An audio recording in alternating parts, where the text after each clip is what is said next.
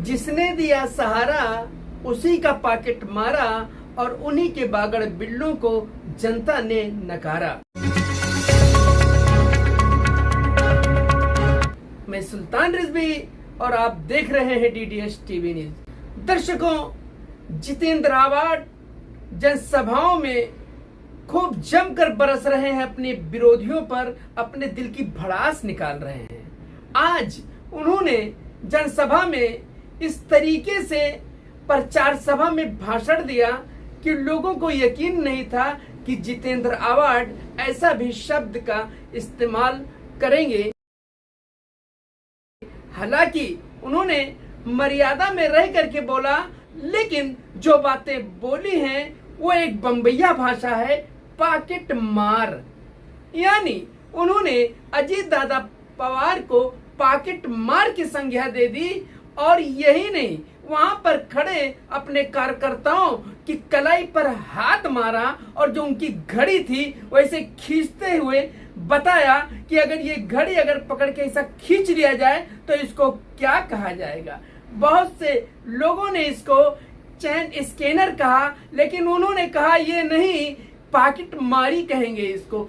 यहाँ तक कि जितेंद्र आवाड ने डकैत तक कह डाला और खूब जम के बरसे कि जिन्होंने इनको पाला पोसा, इनको विधायक बनाया, इनको मंत्री बनाया, बड़े बड़े पद दिलवाया, आज उन्हीं के साथ घात करके और इस तरीके से पॉकेटमारी किया और घर के बाहर निकाल दिया। बड़े ही जोशीले अंदाज में जितेंद्र आवाड ने ये बात कही और अपने जो विरोधी हैं उन पर जमकर बरसे हैं। आप सुनिए जितेंद्र आवाड ने किस तरीके से मंच से अपने विरोधियों को ललकारा है और ये भी कहा कि हमारे जो भाषण है, जो मैं कह रहा हूं, उसकी गूंज दिल्ली तक जाती है, लेकिन मुझको फर्क पड़ने वाला नहीं। जो बात हकीकत है उसको मैं कहूंगा, मैं जरा भी डरने वाला नहीं। वो पार्टी किसकी थी? शरद पवार। जरा जोर से बोले, किसकी थी पार्टी? किसकी? शरद पवार ने एक बच्चे को जन्म दिया, उसको पाला, उसको पढ़ाया, उसको इज्जत मिला के दी और एक दिन आधी रात में उनको घर से धक्का मार दिया और जाते जाते उनके हाथ से घड़ी ऐसे छीन ली। हम घड़ी जब ट्रेन में छीनी जाती है तो उसको क्या बोलते हैं? क्या बोलते हैं? पॉकेट मार। और ये जो घूम रहे हैं ना अगर बच्चे बागड़ बिल्ले, ये पॉकेट मारों की टोली है और उनका बस्ताज कौन है? अजीत पवार। मेरे ऊपर आज सुबह से टीवी में बहुत तर्ज कसा गया है कि जितेंद्र आवाड पॉकेट मार हमारी बम्बैया भाषा है। बम्बैया भाषा में जब खींचा जाता है तो हम उसको पॉकेट मारी बोलते हैं। अरे मैं तो बोलूं तुमने हमारी पार्टी चुराई, तुम तो डाकू हो, डकैत हो, डकैत।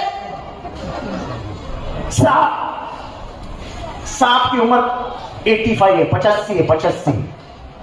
अगर आपके दादा की उम्र 85 हो, मैं बच्चों से पूछ रहा हूं, तो आप अपने दादा को कोई घर से निकाल देगा तो आपको अच्छा लगेगा? जोर से बोलो। दादा से प्यार करते हैं। ये भतीजा जिसको 40 साल साहब ने संभाला, उंगली पकड़ के चलना सिखाया, 5 बार उप मुख्यमंत्री बनाया, वो एक दिन हमारे साहब को घर के बाहर कर देता है, पार्टी खींच लेता है, गरीब खींच लेता है। नहीं, मैं उसको डाकू और पॉकेट मार बोलूं तो कुछ गलत बोल रहा हूं क्या? आप हाथ उठा के बोलो, मैं गलत बोल रहा हूं क्या? अभी बोले जितेंद्र आवाड को जवाब अब मुमरा जाते देंगे। अरे कौन पूछता है तेरे को? ये जितेंद्र आवाड किसी के बाप से नहीं डरता है, किसी के बाप से डरता हूं तो ऊपर वाले से और मेरे शरद पवार से, जिसको मैं बाप समझता हूं। क्योंकि मुझे माँ बाप है नहीं अभी। जब भी उनके ऊपर वार हुआ तब बटन खोल के महाराष्ट्र में कौन खड़ा था? मैंने कभी ये नहीं सोचा कि फायदा और नुकसान क्या है। मैं अगर बीजेपी में चला जाता तो मुझे भी अच्छी मिनिस्ट्री मिलती, लेकिन उसूलों से हिलना नहीं चाहिए। ये रास्ते बन सकते हैं, बिगड़ सकते, रास्ते बन सकते हैं, बिगड़ सकते, लाइट आ सकती है, जा सकती है, पानी आ सकता है, जा सकता है, फिर से मिल सकता है, लेकिन जिस दिन इस देश की विचारधारा बदल गई, आप यकीनन मान लो कि ये देश हमारे और तुम्हारे हाथ से निकल जाएगा। हमको ये देश अगर बचाना है तो बीजेपी के विचारधारा को रोकना पड़ेगा। और इसलिए नबी क्या फरमाते हैं कि जालिम और जुल्म दोनों का मुकाबला करो, उसे खत्म करो। आपको पूछा जाएगा कि जब जुल्म हो रहा था और जालिम का